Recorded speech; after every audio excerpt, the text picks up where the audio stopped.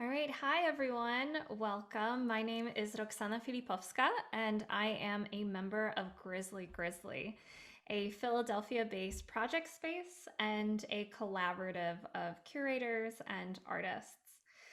When the pandemic made it impossible to gather in person and to exhibit art, Grizzly, along with many of the art galleries in Building 319, where Grizzly is located, worked together to set up an artist residency program. And so since January of 2021, the galleries on the second floor of Building 319 have been hosting these residencies. And I'm really thrilled to say that the artist who will be speaking today has been the Grizzly Artist in Residence for the month of May, just this past month.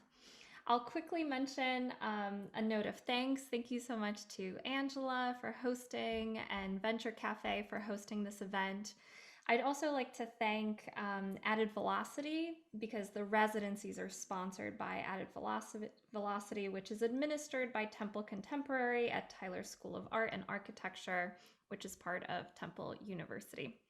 So before I introduce our artist, I'll quickly mention that the artist talk will run for about 40 minutes. And so you're very welcome to use the chat feature on Zoom to make this as interactive as possible. You're very welcome to just put in comments, put in questions over the course of the event. I will be monitoring the chat the whole entire time. So just know that if you have questions, they will absolutely be answered. And I'll also moderate a Q&A and a discussion during the last 20 minutes of our time together. So at that point, you're very welcome to come on camera, unmute yourself, and join the conversation. So with that, it is my pleasure to introduce Jean Anthony or Tony Santiago-Holt, aka MOYOGASH, which is the pseudonym he uses when staging live noise performances. And I will read the bio just because it's so rich, and I think that it will set the stage for the artist talk. Santiago-Holt is a multimedia artist residing in Philadelphia. He creates drawings, prints, and papier-mâché masks that function as singular objects, props, and as alter ego disguises for his improvised video performances. Using filters, distortions, and an inventive digital ingestion process to break down and pixelate the image, his glitchy and heavily processed videos and GIFs incorporate original audio and found imagery, including childhood photographs, pop cultural references, gaudy holiday decorations, and religious iconography to reconcile his hybrid heritage. Santiago-Holt has exhibited his work internationally at such venues as the Piranesi Lab in Moscow, Russia, American University in Washington, D.C., the Glitterbox Theater in Pittsburgh, PA, and as you can see, we're coming increasingly more local, also Delaware Contemporary in Wilmington, Delaware. He graduated from the Pennsylvania Academy of the Fine Arts in 2015 with a BFA in sculpture and a concentration in printmaking. He is currently an MFA candidate at the Department of Art and Design at the University of Delaware, where he also teaches undergraduate printmaking and design. Welcome, Tony. I'm going to hand over the mic to you. Thank you. I'm really excited to talk about my process and what I've been doing at the Grizzly residency, and really like the whole year of this pandemic. I think this pandemic has really shifted me to work more personal and also kind of like changed my medium to represent me more. So I'm really excited to do that. And I have some slides today, and I'm going to share my screen, and hopefully nothing will mess up.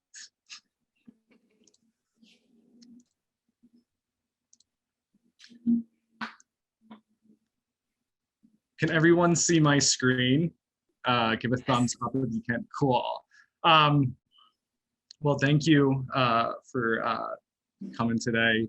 I'm Jean Anthony Santiago-Holt. I also go by MOYOGASH. I am some sort of a noise artist, and I will talk about that a little bit. And I'll talk about the name of this presentation, KITSCH, Noise, and Magic. This is a little bit of my work right here. I make GIFs, which are kind of popular right now in a way with the NFTs. But there is a reason of why I use this medium besides the NFTs right now. This is me from a few years ago, my first noise show. This was in Pittsburgh at this little gallery called Assembly. And I kind of like found myself at the show the first time I kind of did vocals live. And I look very different from this time. It's kind of a weird looking back, and I've been looking back at these photos the last month. You can see some of the equipment I use, some of the props a little bit. You can't see the projection in the background. But yeah, this was a fun time. And this is another strange photo to find now. This is at Kung Fu Necktie during a snowstorm. And I wanted to show this because I played to no one, which is, if you're a noise artist or know someone's a noise artist, there's usually 5 people in the room, usually in the corner, drinking a PBR and looking pretty grim. And I think this is kind of this photo capitalizes that feeling, which is, it's, yeah, the long hair, 50 pounds heavier, great time. But I want to talk about what noise music came from, besides talking about my work, and that's Throbbing Gristle. They're industrial music. They're the first industrial act, and with industrial music birth noise music, or like with industrial is noise in a way. And I wanted to share a clip to kind of give you kind of, if you don't know about Throbbing Gristle, I kind of wanted to show you like how they are as a live act.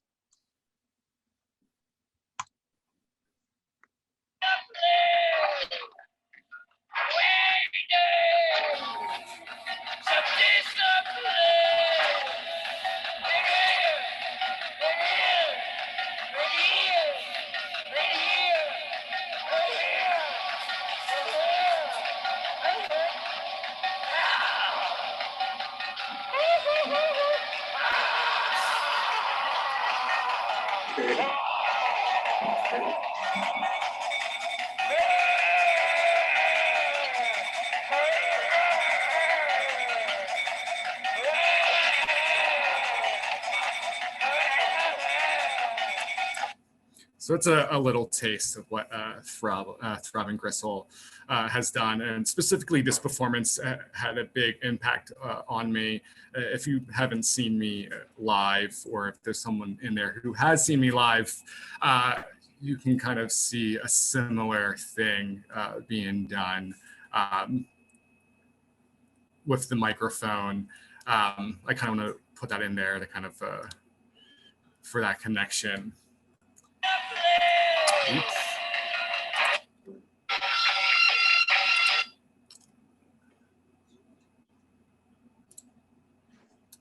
And I wanted to talk about another noise artist influenced by, this is Masana.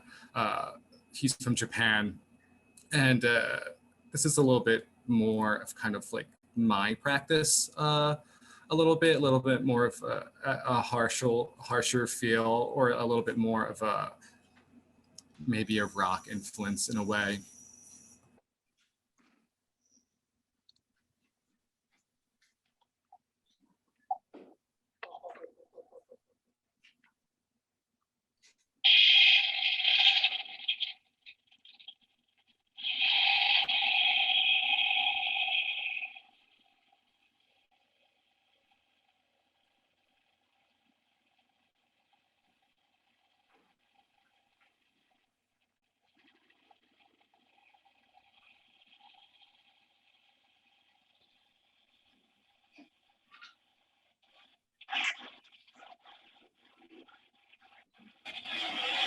And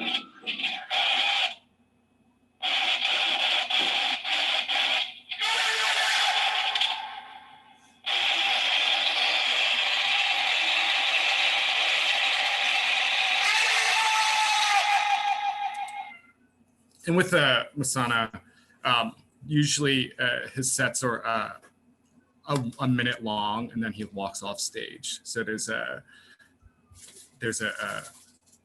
burst of energy that happens, and then that's it. Walks off stage, and that was the event. And if you missed it, then you just don't experience that again.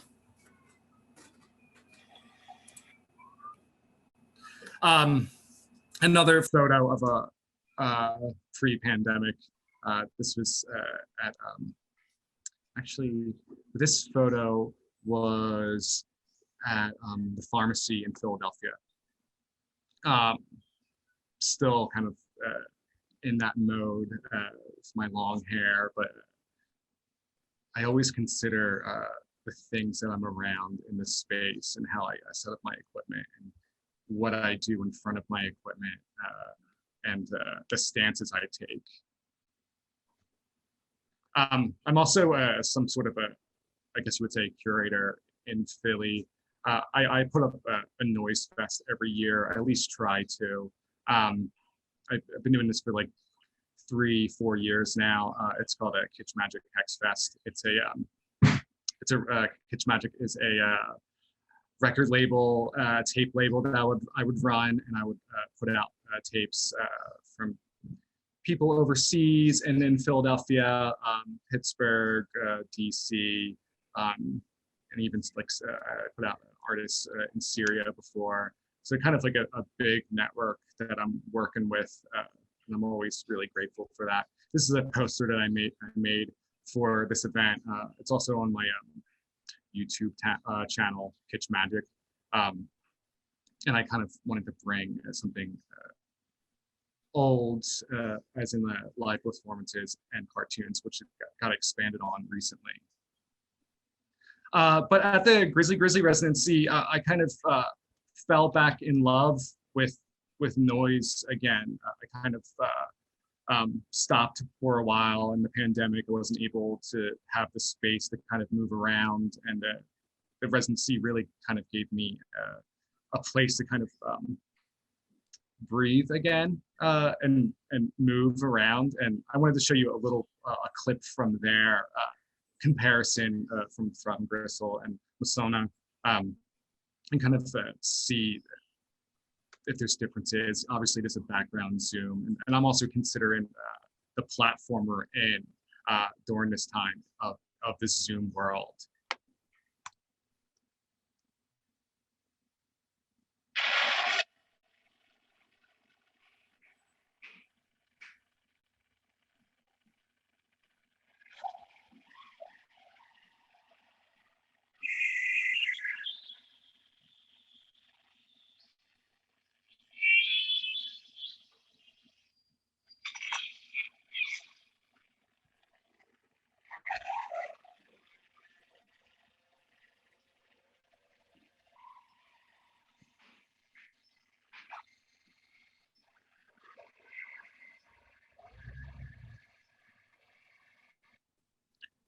So vocals are different. I won't talk about that too much, but everyone thinks I'm like heavily processed, which I am, but that is my voice. There's not too much distortion on it.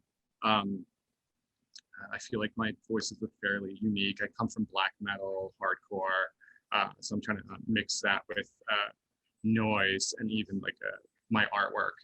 And we'll get to that in this presentation.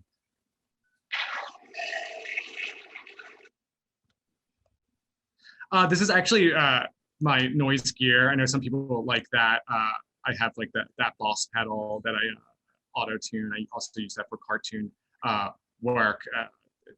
This equipment I bought before the pandemic hit, and I was really sad not to use it. And I just started using it again for the specifically that SP for a sampler. That's like kind of just started at my residency, and I was like, best piece of equipment I ever bought.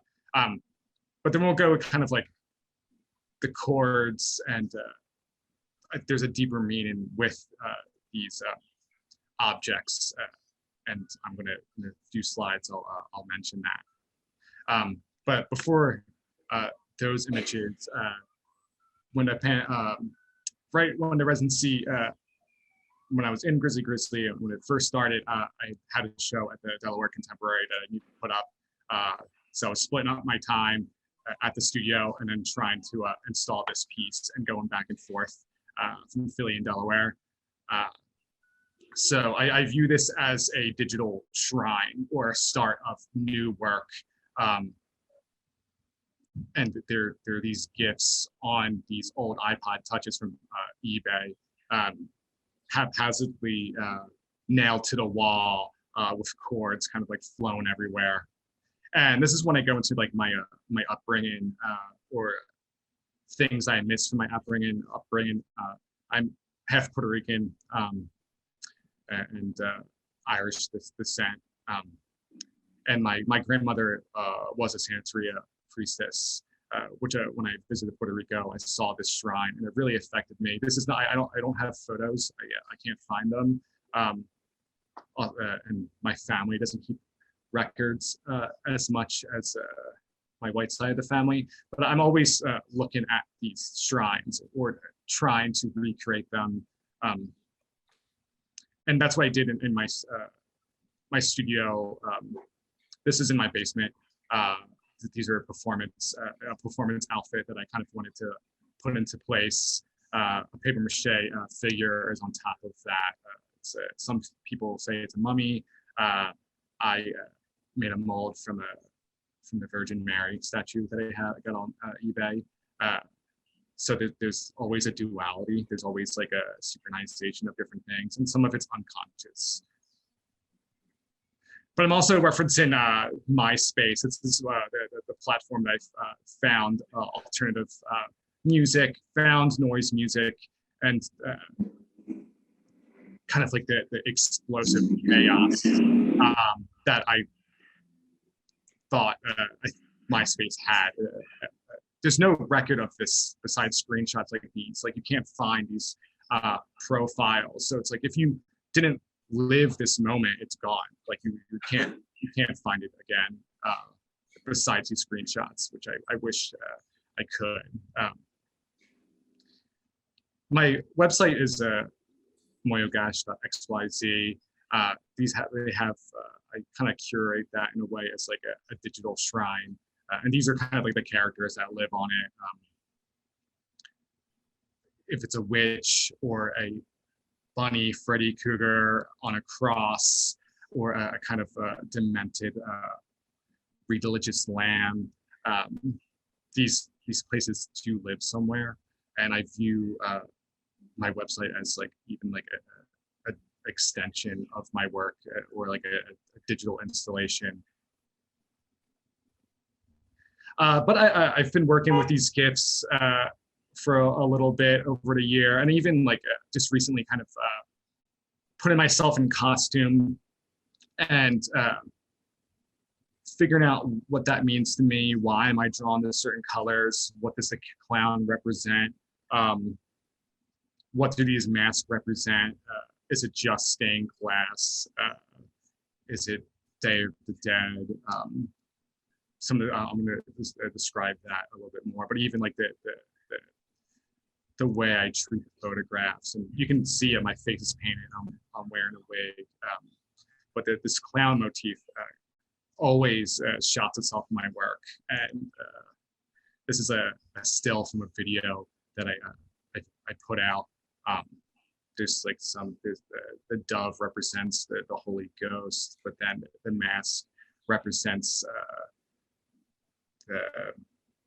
in a way like in Puerto Rico with the Taino indigenous people, they're mask makers. So, but it's also a Judas figure to me in a way. So there's always a double meaning or like compacted. And the viewer might not see that at first. If you see a layer, I'm hoping maybe you look into it more and kind of like peel away the meaning, or like maybe see a little glimpse of that. But in Santeria, this is a Orishra, and his name is Iguana. I'm probably saying it wrong. I don't know Spanish, and it makes me feel a certain way. I don't like the fact that that's something I don't know and I feel guilty for. But this Orishra in Santeria, it's the main god of Santeria, and it's the crossroads god. Its colors are black and white, and it's a trickster. It's actually a clown character. It's in that motif, and it kind of when I found that out when I was doing some research at my residency, I realized I've been doing this subconsciously, or trying to incorporate it more at home. That kind of echoes what my grandmother would believe. And I'm also the indigenous people in Puerto Rico. They make these like masks. I'm not going to butcher the name at all, but these have been a big influence for me. Everyone thinks it's like Day of the Dead that I'm referencing, but it's really these masks in Puerto Rico. Even like this originated in Spain, and the folklore from there. And then when the Spanish were in control of Puerto Rico, that kind of like those beliefs kind of crossed over in a way. But the Taino indigenous people, they were the ones that made these masks look like this. But the garment underneath is more Spanish. But these are some of the one of the masks I make, a little bit different. These are like performance outfits that I'll put in my videos. But I'm also thinking about Pinocchio, and even a slide that I'm going to show with alternative culture. Slipknot. This is one of the members of Slipknot. I was a big Slipknot kid growing up, and I've always think about this mask. Or even when I make a mask like this, they're like, "Oh, you should make masks for Slipknot," or it reminds me of that. And I'm kind of like, okay, I'm talking about something different. I can see that definitely, but is this a horrifying photo? It's equally as horrifying, but it's also equally like cheesy and kitschy and kind of like goofy. And I view that with a lot of my work, and even with noise. It's just like so over the top. It's like almost comical. It's almost like a clown. It's almost like someone's like a staging. There's a stage, a facade maybe. And then this is like the same Orishra that I was referencing before, kind of like more like jester, clown type of 3D render that someone made, which I also think is it's really gaudy, but I love images like this. And this Orishra, since it's like the god of crossroads also, it really likes keys. Apparently if you have keys, it's he's drawn to them. Here's another image of the carnivals in Puerto Rico, kind of like more the mask, but I wanted to emphasize the outfits, or kind of like show them, because they are very much in a way clown-like, but in Puerto Rico they added the wings. And I wanted to show this clown gift that's equally cheesy, horrifying, that I did a couple months ago and did not know what to do. I'm still trying to figure it out. and I'm just like laughing in my basement, which is equally as kind of horrifying or sad, kind of like the emotions I do when I do these things. And even like it goes into like a glitch art, where you can like in a way kind of transcends into a post that. Another the mask that I showed before. This is my Judas one. My Judas clown hybrid has the Puerto Rican flag on top.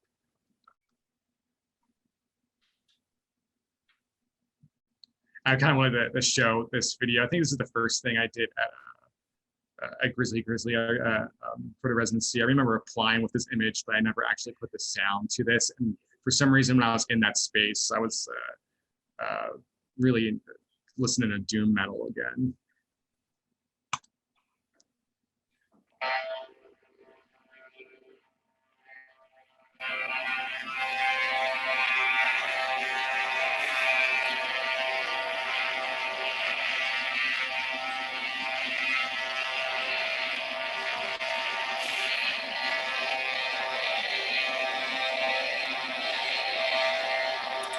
And I view this as a screen test. This is also on my YouTube channel. And I'm just sitting there, like kind of like petting one of my sculptures in this outfit, and what represents the Holy Ghost kind of like comes in and comes back out. And then there's like a bunny figure that kind of pops its way in. Kind of wanted to show this Orishra again. Sometimes he's old, sometimes he's young, and I'm also dealing with a character. This is a photo of myself when I was younger, and I have this like jester hat on, and I have this cartoon right now called Jacko Moyo. It's supposed to be representation of myself growing up, but also kind of like a loss of innocence character. So I always put myself into the work regardless. I don't think I can help myself. And also like my work lives on old technology, old and new. You can view my work on YouTube, in a basement in West Philly, or on these like old iPod Touches.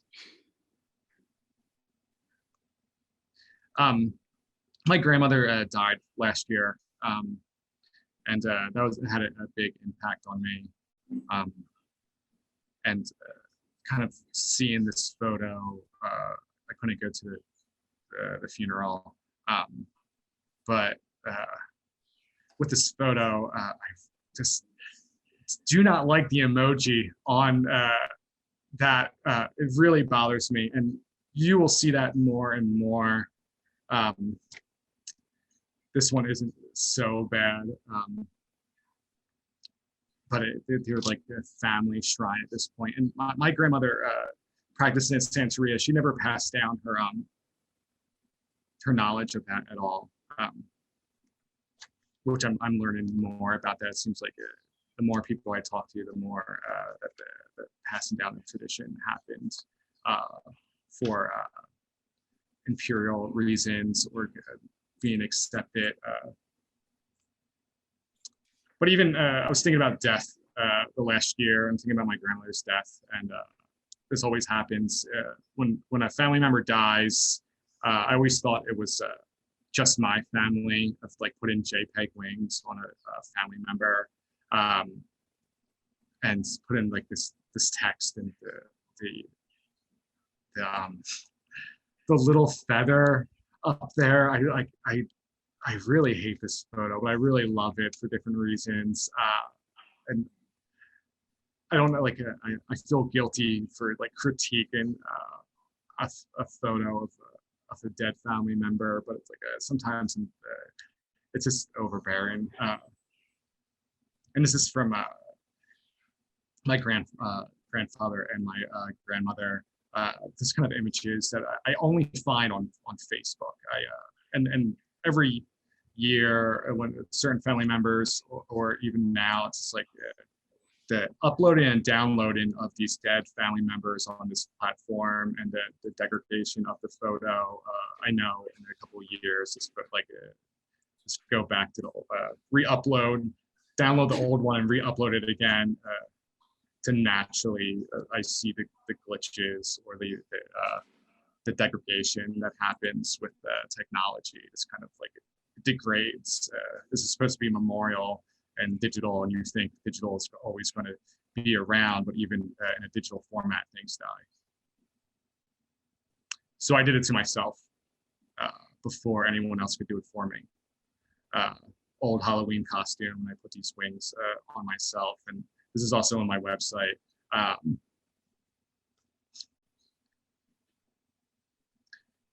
Another shrine that I kind of put together for the character from that video. And even more iPods. But I wanted to show kind of like a photograph of a digital platform on a dead hardware. Doesn't really, back into digital, doesn't show you how these things move. So I decided to kind of put that in there to show you the house. I'll talk about it in a sec. This house kind of comes back. But why do I feel like this with my family? And the pandemic made me think about that a lot. My father was murdered in North Philly, gun violence, over drugs. And this is like kind of when I talk about the degradation of medium. This thing has been downloaded and uploaded so many times, and you can't get a clean photo. And even whoever took this photo, you see a Ninja Turtle, which I think is pretty hilarious, but also kind of sad. But I use these photos and kind of make them even comical, but also talk about the things I didn't grow up with. I don't have photos with my father. I can only find them with my sister or my brothers. But I found one and I scanned it in and printed it out, and even that glitched. And then I decided to mess with it.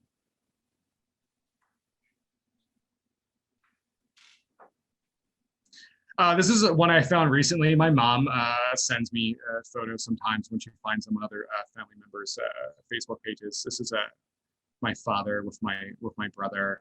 I never met him, but he kind of met everyone else.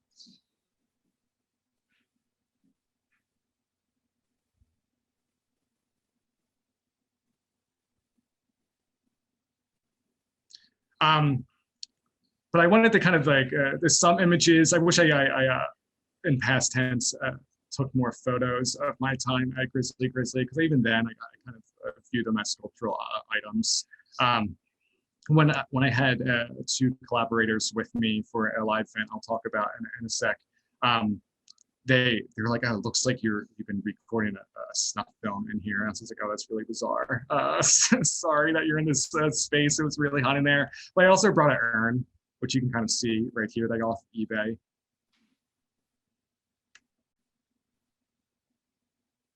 Another kind of like a comparison of how I want these objects to interact. This is also still in my basement before I moved everything over. But then it makes me think of this installation from Jason Rhodes. This is a 4 roads installation, but I kind of view this as like a capitalistic shrine. And it made, this past year, it makes me think of what I view as a shrine, or what capitalism has done to people, and what replaces spiritual items, which is gaudy Christmas decorations.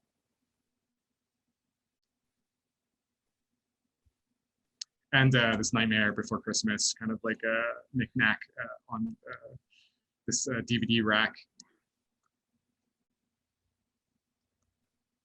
This is not, right at the end of my residency, I had to install another show at or installed another show at the Delaware Contemporary, and I wanted to expand on this idea to kind of like move in stuff from my basement to Grizzly, and then to another place.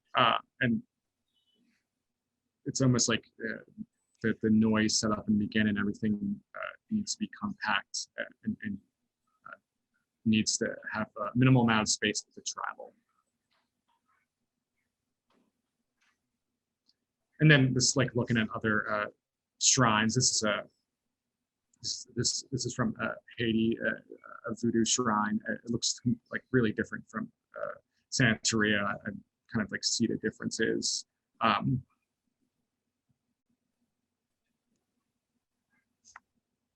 even the degradation of technology. When I was installing this piece, this monitor would malfunction and turn off at certain times, and even change colors. Eventually, it dies.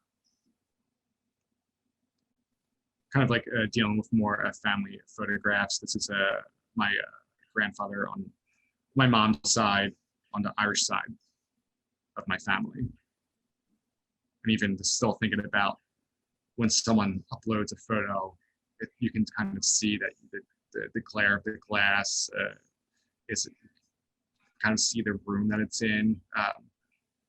All things I kind of like look out for and consider when like kind of like appropriating family photos. And I like the comparison between the two. It's like a family worship compared to religious worship and family altars.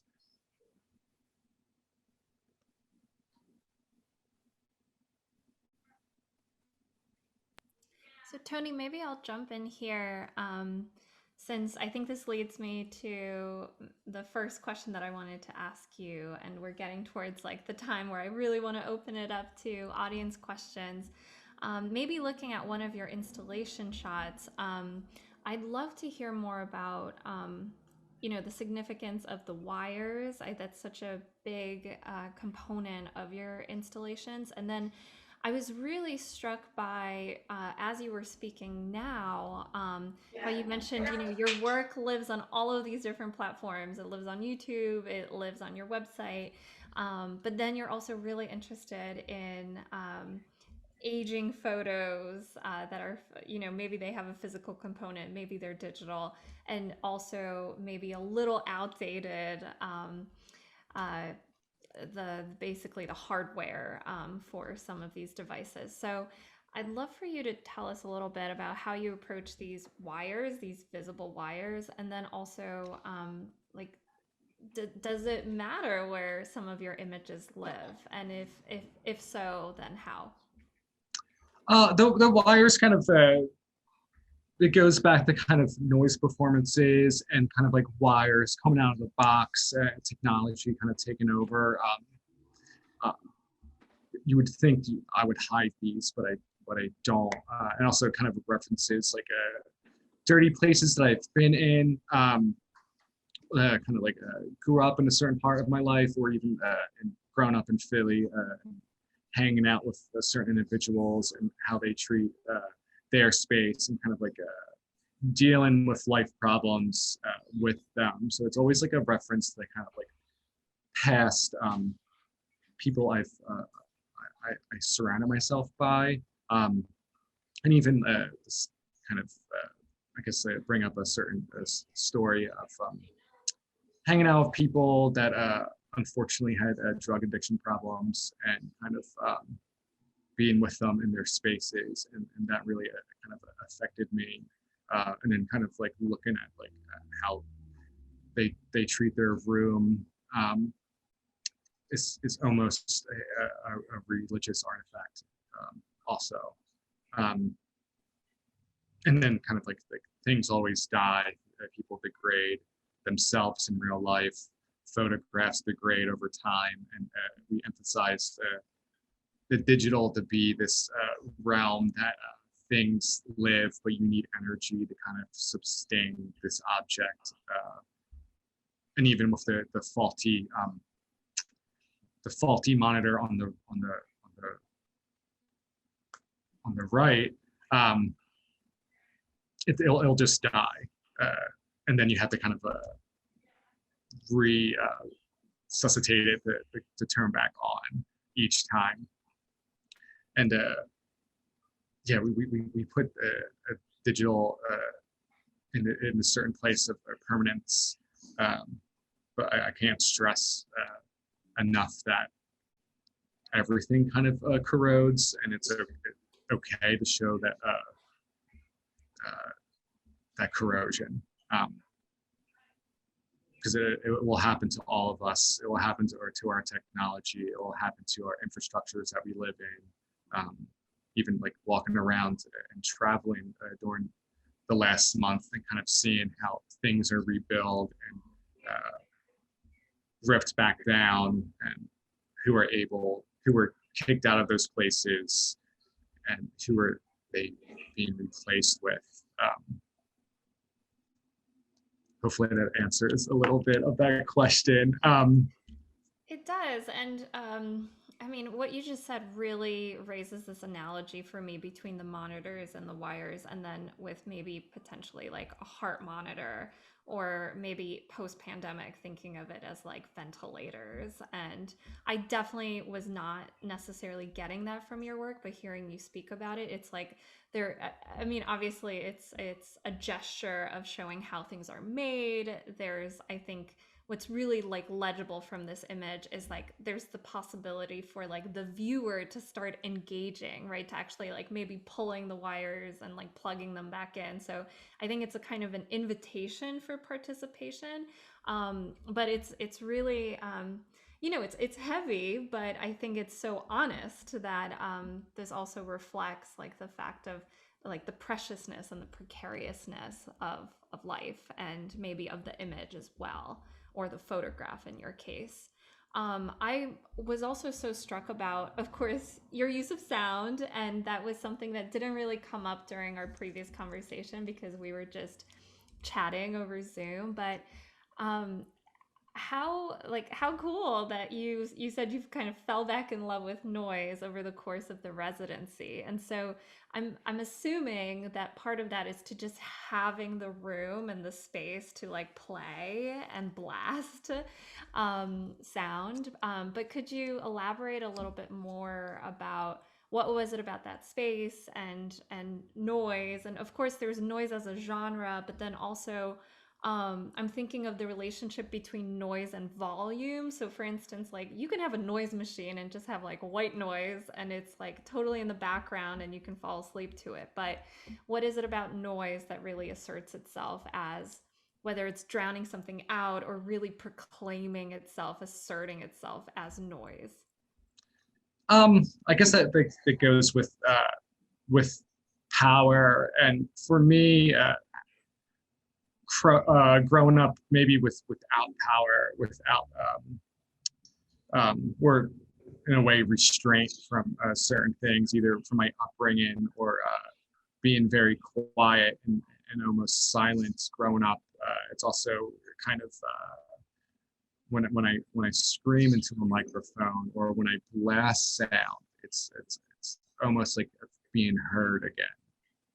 It's asserting myself and finding myself within these sounds, and then with that live space and being in there, like was able to kind of like sweat and kind of sometimes being grumpy for being inside for a whole time and lugging a bunch of gear to a place, and then kind of like being frustrated, and then having these objects and urns and photographs kind of like in your face, and then kind of like screaming and kind of letting go of certain things, or I view it as an exorcism of myself. But then like a scream's a warning. A scream has to be there for a reason, even if it's like you want someone to go away, or you kind of want someone to come towards you.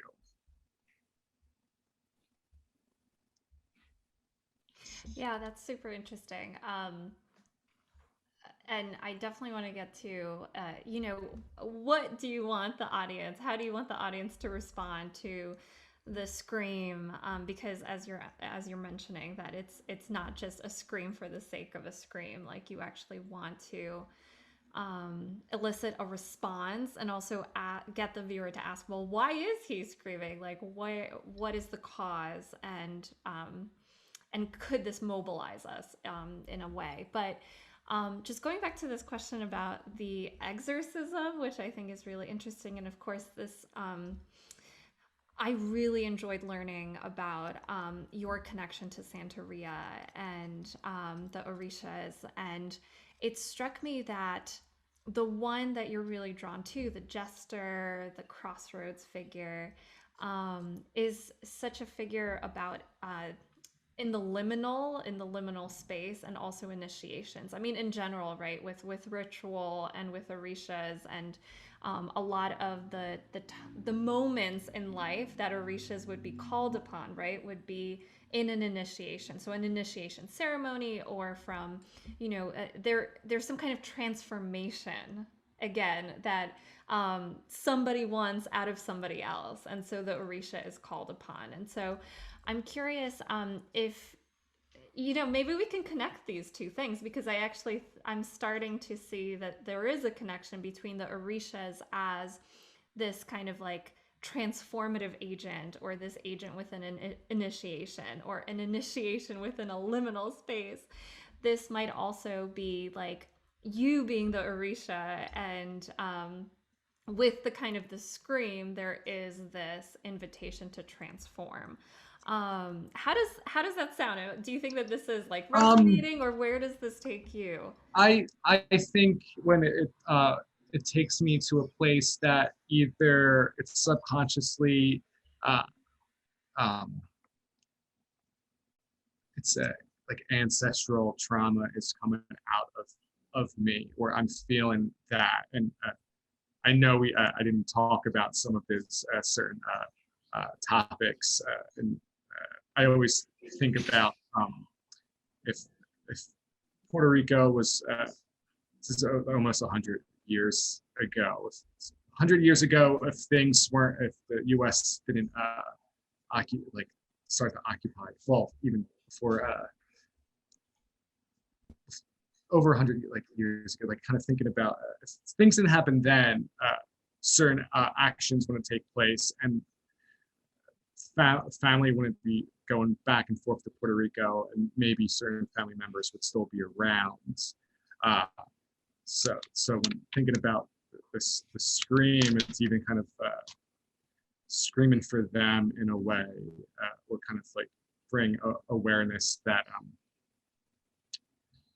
those things has happened, like the Ponce massacre that happened in Puerto Rico, or the exploitation of workers for sugar, which for me is just such a wasteful thing to kind of like kill life for like a substance that's a sweetener. It kind of really kind of enrages me in a way, and I can always like I feel when talking about it, I even kind of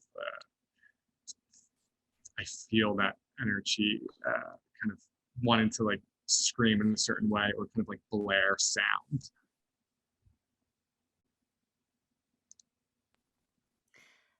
Yes, and I actually just put in the chat. So if you saw the chat blow up, that is because I invited people to put their questions into the chat. And also, if you'd like to unmute yourself and come on camera, we would love to hear and see you. There is a question from Amy, and I'll just read that. Does your audio noise drive your visual noise, or vice versa? At first, it was my audio noise was the catalyst for the visual, and then that kind of switched, and then just the last month it kind of switched back, or the cycle kind of went into a circle again, and so it's kind of both, or like they're always in cycles. So what I would used to do is just kind of with the audio would take place, and then I would think of characters for that, or recently I've been over the year, it's either I think of the character and the sound it would make, or a voice, or what if it's just the audio, it takes a more abstract, it takes more form of abstraction. And I hear from Angela that that George, who is actually in person, excellent, has a question. Hi, George. Hi, it's not so much a question, but I find it interesting that the Santeria Orisha was the trickster gateway, but also that's one of the offshoot projects from Throbbing Gristle was this thing called the Temple of Psychic Youth, which was kind of a trickster take on the idea of religion and cults. I know what you're talking about, and I never made that connection, but once you said it, that totally makes perfect sense. And kind of going back to Throbbing Gristle, and with that, or even like the com transmissions, and kind of like those acts that they did when they're kind of like flaring on the ground, or they kind of like sexual acts as a spiritual act. Yeah, I haven't thought about that until now, so I'm glad you mentioned that. Yeah, with Genesis Peorage, and that goes into kind of like more like I think of like chaos magic, kind of like the synchronization of objects, or drawings, or specifically like sigil, making sigils and kind of like casting spells in a way. That's sometimes how I view the drawings, or even like those things. They're like they're magical acts. Even though I don't like using that word, but they're acts that kind of, instead of making a sigil that's an abstraction, I'm making a sigil that's a face, that's a mask, that's echoes indigenous Taino in Puerto Rico, compared to more of like a Western thing. So when I think of chaos magic, it's more of like a Western thing that teeters on appropriation sometimes, which I don't want. I don't want that at all. And I have a thing, even talking about it, like connection with Orisha, as I question myself, kind of like, am I appropriating my culture, or because I wasn't around it? And it's like I think that's this guilt. And Tony, could you explain what a sigil is? Because maybe not everyone will know, but it strikes me that like the process of making a sigil is actually really interesting in the context of your work. So a sigil is it could be like it could be a sentence that you kind of break up and put together to make an image, that it's a one-time use, and you're supposed to get rid of it. And it's kind of like looking up some things in Santeria. There is acts like that, not necessarily a sigil, but like writing someone's name, writing a note, and kind of like hiding it inside an object. But a sigil is the only way I could describe it is a mix between a rune and I only viewed them as a doodle for some reason. That's like a lack of like I think kids make doodle kids make sigils all the time. Like they have meaning to them. You might not see the initial thing, but it's in there. They're charged. Yeah, it strikes me that I mean, there are so many ways to make a sigil, but I think maybe at its core, it's like taking something that can be ubiquitous, like a word, like a name that so many people have the same name, but then transforming it and charging it, and then maybe hiding it, and then you know that it's imbued with this magical quality, for instance. So it kind of takes something that could be ubiquitous or could be mundane, and then makes it special, or again transforms it into something that has this like spiritual resonance. And so I wonder if like within your work, these kitschy shared cultural images of, for instance, Big Bird, or you know, you have like the snowman around Christmas time and whatnot, they can almost kind of be transformed through that process as well. I see that Greg just came on camera. So Greg, do you have a question or a comment? Not a question, just sort of an observation. Tony is thinking the idea of this sort of the space you occupy. I think interstitial and those kind of spaces are really, you know, and then sort of this coming to reckoning with this diaspora that's happened that wasn't of your choosing. You know, your transportation, and yet you're going backwards. I think the spiritual path to returning home seems to me really like it's a journey you're taking. And the more I hear about your work and the more you talk about it, I find myself informed by just the richness that you bring. That I think it's like unlayering yourself and unlayering the culture. So it's no surprise it's not evident. You have to peel it back as you go. And I think that's what's really becoming more evident to me as I watch you grow, and not so much grow as just understand more deeply, and the resonant frequencies. It's so interesting. It's musical because I think that's really a frequency modulation resonance thing. And I think that's just fascinating to watch. It's less of certainly not a question, but it's a comment. I just think it's kind of, just watching this happen is so great. I appreciate it.